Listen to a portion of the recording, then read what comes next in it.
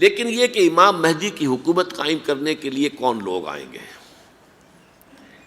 عرب جو ہیں وہ اندر سے کھوکھلے ہو چکے ہیں، عیاشی نے، دولت نے، پیسے نے، دولت، پیسہ، عیاشی، اس کی وجہ سے کھوکھلے ہو چکے ہیں۔ یہاں میں آپ کو دو حدیثیں سنانا چاہتا ہوں۔ سنن ابن ماجہ کی روایت ہے حضرت ابو ہریرہ سے رضی اللہ تعالی عنہ، قال قال رسول اللہ صلی اللہ علیہ وسلم اذا وقعت الملاحم بعث اللہ بعثا من الموالی ہم اکرم العرب فرسا واجودہ سلاحا یوید اللہ بہم الدین، رواہ ابن ماجہ عن ابی ہریرہ رضی اللہ تعالی عنہ۔ جب ملاحم کا دور شروع ہوگا تو اللہ تعالیٰ اٹھائے گا ایک لشکر یا لشکروں پر لشکر موالی میں سے۔ موالی کون ہے؟ عربوں نے جب فتح کیا تھا اس پورے علاقے کو خلافت راشدہ کے دوران، اور پھر وہ لوگ جو ہے، ایک رائے تو یہ تھی کہ انہیں غلام بنایا جائے سارے آبادیوں کو، لیکن یہ کہ حضرت عمر کا اجتہاد تھا، اس کے مطابق جو ان کو غلام نہیں بنایا گیا تو وہ موالی کی حیثیت رکھتے ہیں۔ عربوں میں دم نہیں ہے، موالی میں سے لشکر اٹھیں گے کہ جو در حقیقت حضرت مہدی کی حکومت کو قائم کریں گے۔ دوسری حدیث سنیے، عن عبداللہ ابن الحارث رضی اللہ تعالی عنہ، اور یہ ابن ماجہ کی روایت ہے، قال قال رسول اللہ صلی اللہ علیہ وسلم یخرج الناس من المشرق فیوطئون للمہدی یعنی سلطانہ، لشکر نکلیں گے، لوگ آئیں گے مشرق سے، اور وہ حضرت مہدی کی حکومت کو جمائیں گے اور قائم کریں گے۔ اب ذرا نوٹ کیجئے کہ جزیرہ نما عرب کے مشرق میں کون سے ملک ہیں؟ تین: ایران، افغانستان، پاکستان۔ یہ تین سالڈ مسلم ممالک، مسلم آبادی اکثریت۔ ویسے تو یہ کہ آگے ہندوستان میں 20 کروڑ مسلمان ہیں، لیکن وہ 20 کروڑ جو ہے وہ تو 80 کروڑ کے اندر تحلیل ہو جاتے ہیں غیر مسلموں میں، لیکن یہاں جو معاملہ ہے یہ غالب اکثریت کے۔ ان میں سے ایران کا معاملہ جہاں تک ہے، نمبر ایک یہ کہ وہ شیعہ عقائد کے حصار میں بند ہے، اس سے ادھر ادھر ہونا اس کے لیے ممکن نہیں۔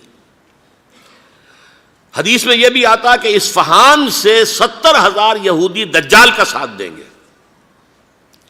لیکن بہرحال خراسان ایک صوبہ ہے افغانستان کا اس وقت بھی، شمال مشرقی کونے میں، مجھے امید ہے وہاں سے خیر کی، کیونکہ خراسان کا لفظ وہاں پہ شامل ہے، اور حضور کی حدیث میں بعد میں آپ کو سناؤں گا کہ خراسان سے فوجیں چلیں گی جو یروشلم کو دوبارہ حاصل کریں گی، فتح کریں گی۔ جیسے پہلے یروشلم کھویا عربوں نے تھا، دوبارہ حاصل کیا تھا کرد نے، کرد خون صلاح الدین ایوبی رحمۃ اللہ علیہ، ایسے اب پھر عربوں نے کھویا ہے، لیکن لینے والے خراسان سے لشکر آئیں گے۔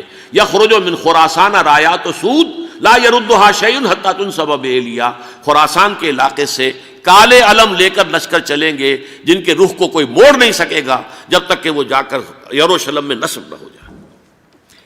اس کے بعد نام آتا ہے پاکستان کا۔ یہ ہے میری اور آپ کی داستان، اور یہ ہے سبب جس کی وجہ سے کہ میں آپ سے یہ گفتگو کر رہا ہوں۔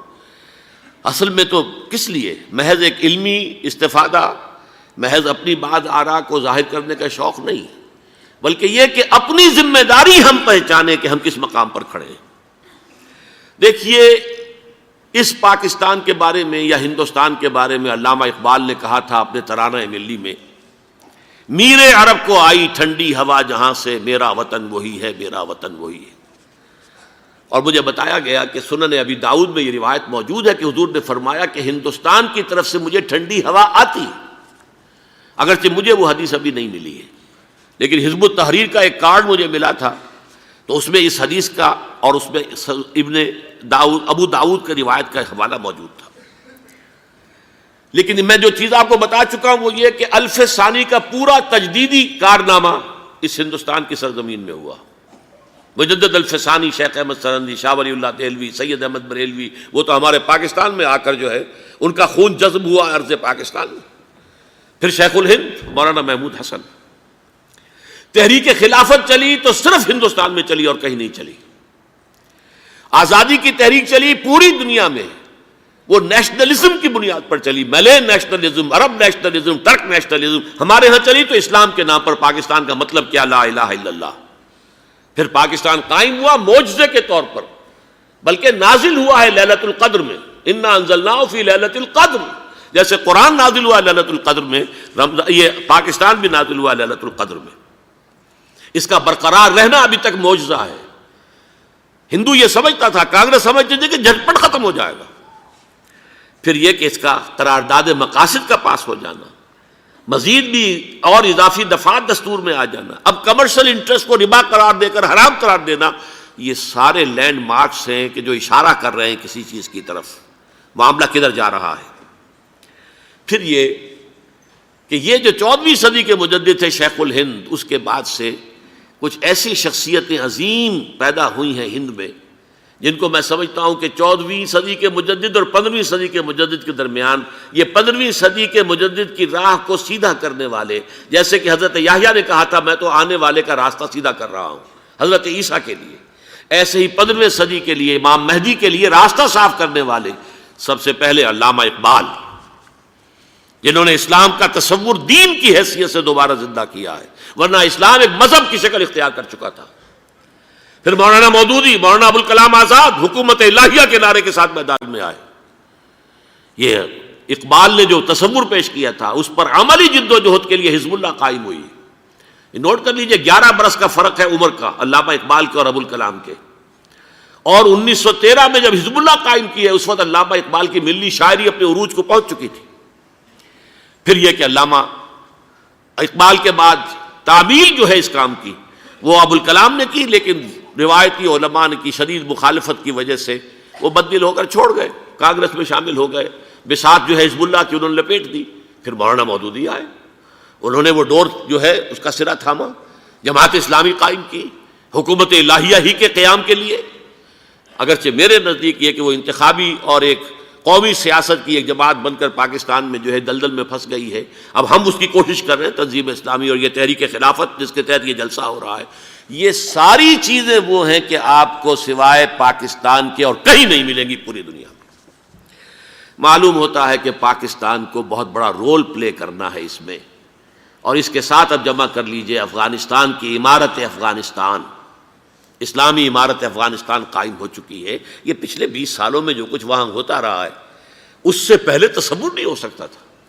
علامہ اقبال کے فرزند بھی دیکھ کر آئے ہیں، تو اگرچہ وہ خود میں سمجھتا ہوں کہ خاصے انہیں آپ لبرل کہیں، آزاد خیال کہیں، لیکن اس درجے متاثر ہو کر آئے تھے کہ انہوں نے یہ کہا افغانستان میں جو میں نے حالات دیکھے ہیں کہ اگر 2-4 اور مسلمان ملکوں کے اندر یہ نظام قائم ہو جائے تو پوری دنیا مسلمان ہو جائے گی۔ یہ سب کچھ کیسے ہو رہا ہے؟ یہ آنے والے دور کی جھلکیاں ہیں۔ Coming events are casting their shadows before. یہ سب بتا رہے ہیں کہ پاکستان افغانستان کو مل کر اس میں کوئی عظیم رول پلے کرنا ہے۔ اور اس کے ضمن میں اب میں علامہ اقبال کے بارے میں آخری بات کہہ رہا ہوں۔ علامہ اقبال کے بارے میں عام یہ خیال ہے، انہوں نے اپنے خطبات میں مہدی کا اور نزول مسیح کا، حالانکہ میں کل پڑھ رہا تھا مولانا سید احمد اکبر آبادی رحمۃ اللہ علیہ کا ایک مقالہ ان کا کہ علامہ اقبال نے ابن خلدون کے بارے میں یہ کہا ہے کہ مہدی کا اور نزول عیسیٰ کا دونوں کا انہوں نے انکار کیا ہے، حالانکہ ابن خلدون نے نزول عیسیٰ کا انکار نہیں کیا، صرف مہدی کا انکار کیا ہے۔ بہرحال علامہ اقبال نے خطبات میں انکار کیا ہے، لیکن یہ کہ اپنی شاعری کے اندر میں چیلنج کرتا ہوں کسی بڑے سے بڑے اقبال شناس کو، ان کا یہ شعر ذرا سنیے: خضر وقت از خلوت دشت حجاز آید بروں، کارواں زی وادی دور و دراز آید بروں۔ خضر وقت، امام وقت، رہنمائے وقت، قائد وقت، خلوت دشت حجاز، حجاز کی صحرا کی کسی خلوت گزینی سے نکل کر باہر آئیں گے۔ میں حیران ہوتا ہوں علامہ کے اس فکر پر اور اس مصرے پر۔ یہاں انہوں نے شیعہ اور سنی دونوں کے کانسیپٹ جمع کر دیے۔ شیعہ کا کانسیپٹ یہ چھپے ہوئے کسی غار میں وہاں سے برآمد ہوں گے، اور ہمارا کانسیپٹ میں ام سلمہ رضی اللہ تعالیٰ عنہ کی حدیث سنا چکا، چھپے ہوئے ہوں گے وہ وہاں پر، مدینے سے نکل کر آ کر مکے میں چھپ جائیں گے۔ اس خانہ جنگی کی حالت میں لوگ ان کی طرف دیکھ رہے ہوں گے، سوچتے ہوں گے انہیں میدان میں آنا چاہیے، کوئی پارٹ پلے کرنا چاہیے، امت کی رہنمائی کرنی چاہیے، لیکن وہ چھپیں گے، وہ کارے ہوں گے، وہ اس ذمہ داری کو قبول نہیں کرنا چاہیں گے، جا کے چھپ جائیں گے مکے میں، وہاں سے مکے والے انہیں نکالیں گے، اور وہ کارے ہوں گے، انہیں بالکل یہ پسند نہیں ہوگا کہ یہ ذمہ داری اٹھائیں۔ تو خضر وقت از خلوت دشت حجاز آید بروں، کارواں زی وادی دور و دراز آید بروں۔ کارواں جو چلے گا ان کی مدد کے لیے اس وادی دور و دراز، اس عظیم وادی دور و دراز، یہ وادی سندھ ہے۔ وادی سندھ جو ہے ہم سمجھتے ہیں کہ صرف یہ پاکستان اور پنجاب جو ہے یہ اس میں شامل ہے، سندھ اور پنجاب نہیں، افغانستان کا پورا مشرقی علاقہ اس میں شامل ہے۔ جیسے دریائے جہلم سندھ میں جا رہا ہے، جیسے دریائے گلگت سندھ میں آ کر ملتا ہے، جیسے دریائے چناب اور راوی اور جہلم اور یہ سب جا رہے ہیں اور آ رہے ہیں، اسی طرح دریائے کابل کہاں سے آ رہا ہے، دریائے گومل کہاں سے آ رہا ہے، ٹوچی کہاں سے آ رہا ہے، یہ سارا جو ہے ڈرین جو ہو رہا ہے، ایسٹرن جو ہے پارٹ آف افغانستان، یہ سب وادی ہے۔ اس وادی کے یہ دو حصے ہیں، ایک حصہ جو ہے یہ ادھر پاکستان میں ہے اور اسی وادی کا دوسرا حصہ جو ہے وہ افغانستان میں ہے۔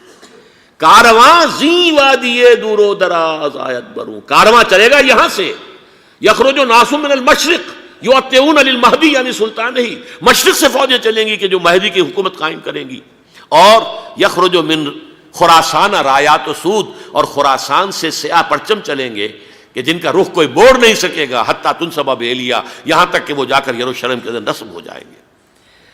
حضرات، میں ایک میری گفتگو کا حصہ باقی تھا لیکن میں اسے چھوڑ رہا ہوں، اس لیے کہ گلوبلائزیشن جو اس کی ہوگی، جو خلافت علی منہاج النبوہ کی تجرید کامل حضرت مہدی کے ہاتھوں عرب میں ہوگی، اس سے پہلے اس کے لیے محنت، کوشش، جد و جہد پاکستان اور افغانستان میں ہو چکی ہوگی جو اسے سپورٹ کرے گی اور وہاں جا کر حکومت قائم کرے گی۔ اس کے بعد گلوبلائزیشن کا جو مرحلہ اس کا ہے وہ حضرت مہدی کے ہاتھوں نہیں ہے، وہ حضرت عیسیٰ ابن مریم ان کے نزول کے بعد ہے، جن کے نزول کے بعد دجال کا خاتمہ ہوگا اور یہودیوں کا استحصال ہوگا، مسلمانوں پر بھی بڑی تکالیف عربوں پر آئیں گی، شدائد آئیں گے، لیکن یہ وہ میں حصہ ملتوی رکھتا ہوں کسی دوسری محفل اور کسی دوسری مجلس اور نشست پر۔